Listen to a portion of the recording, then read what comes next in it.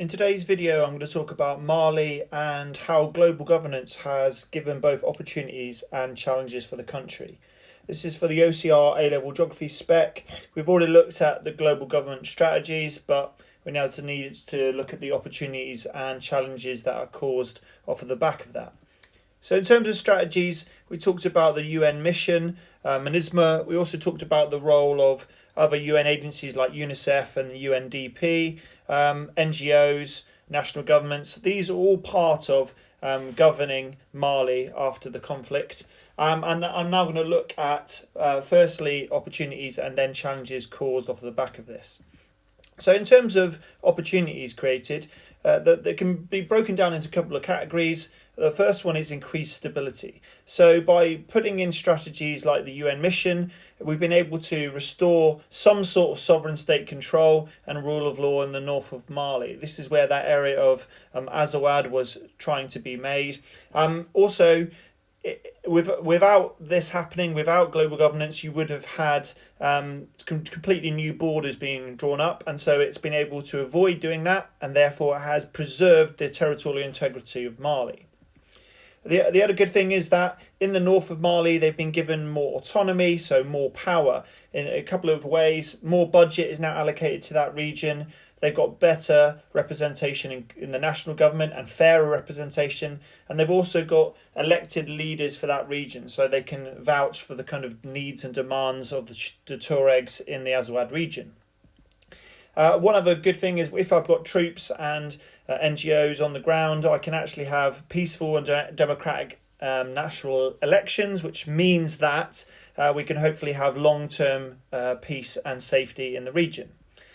In terms of other areas where we've got opportunities, well, we've got the opportunity to actually achieve some growth. So with global governance strategies in place, we can make sure that the mining industry, and especially the mining industry of gold, is governed better. It's regulated to avoid a corruption by maybe officials, and therefore this can actually be put into an economy and lead to economic growth. We've also got the opportunity to actually invest in infrastructure. So we can enable big projects that can connect the south, which has got a lot of the power and the money, to the north. So the north can be brought into the national economy. In this village here, we can see with the solar panels on top of the roof here, that this is part of something we call rural electrification. So bringing electricity to the rural areas, but also they've also tried to do other things like improve the roads and airports, so air access in the north of the country to make it more connected. The last kind of category in terms of opportunities is furthering development, so making sure that the development of the country continues over a period of time. You can see in a couple of areas that this has happened because of strategies. So we've got less attacks happening on schools. That means they can get more pupils in, enrollment increases, and they also get to keep both the students and the teachers that actually stay there. We've got better access to health facilities, so not only have NGOs actually provided kind of good health care for them, this can reduce the big problems of malnutrition and food insecurity, but hopefully over time, if there's more stability, then the government can actually set up permanent health facilities, especially in rural areas. The last one is, big organisations like the UN Development Programme, they can actually help local farmers, making their techniques slightly more sustainable to reduce food insecurity, but also they can help them to set up systems where they can access markets. So all of these are examples where global governance strategies have actually improved the long-term development of the country. However, there are some pretty big challenges still in place that need to be overcome for the long-term success of Mali. The first one is here. If we look on this chart, it's still a very, very underdeveloped country, and largely that's because there's still rife inequality in the country. So Mali, it's a 0.427 on the Human Development Index, which is 184th out of 189 countries, so it's right down at the bottom, and we can just see how it compares to Sweden, which is one of the most developed, but also an EDC like Brazil, which is halfway up. So there's a huge gap between Mali and even the kind of moderately developed countries. And remember, the HDI looks at both kind of life expectancy, it looks at mean years of schooling, but it also looks at GDP. So it's quite a good indicator of the overall development of a country. Another example here to show you what the situation is that Mali is one of the poorest 25 countries in the world, less than $900 US dollars per capita, and so significant problems for just the general economic growth and individual disposable income for individuals in that country. Inequalities is not just financial. There's huge issues with gender inequality. So if you're a woman and you live in Mali, then it's one of the worst places in terms of not only rights but access to schooling.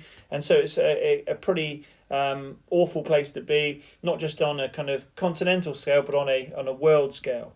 There's even big socioeconomic gaps between the north and south still. So the south still has where the capital is, it has better services, it has more of the investment. So that northern region is still cut off to a great extent. And also if we look just between rural and urban areas. So the urban areas, while not super developed, will still have better sewers, electricity, services compared to rural areas. So not only we've got a gender divide, we've got a north-south divide, but we've also got an urban and rural divide. There's still divides on other areas. So in terms of, there are big groups, and I've put two of them here, the Fulani and the Dogon.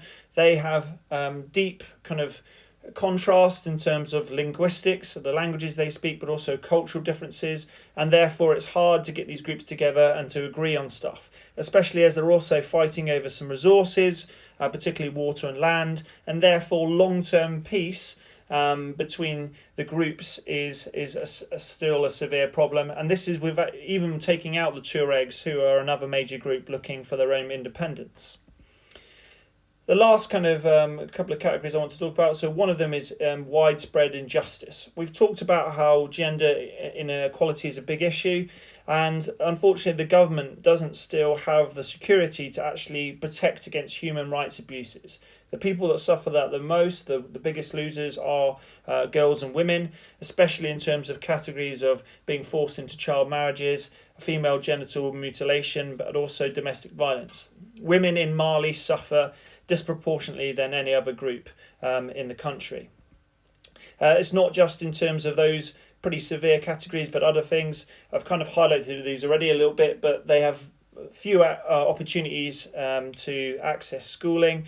They don't get any representation in terms of politicians in government, and also basic healthcare issues. So if a woman gets pregnant in Mali, then there's a very high chance that she will actually die in childbirth. So again, women in Mali suffer disproportionately compared to men, even in a very underdeveloped country. There are some other big issues. The government doesn't have the control to reduce extremist or illegal activity. So we still have lots of terrorism and trafficking. Groups like Al-Qaeda are still present.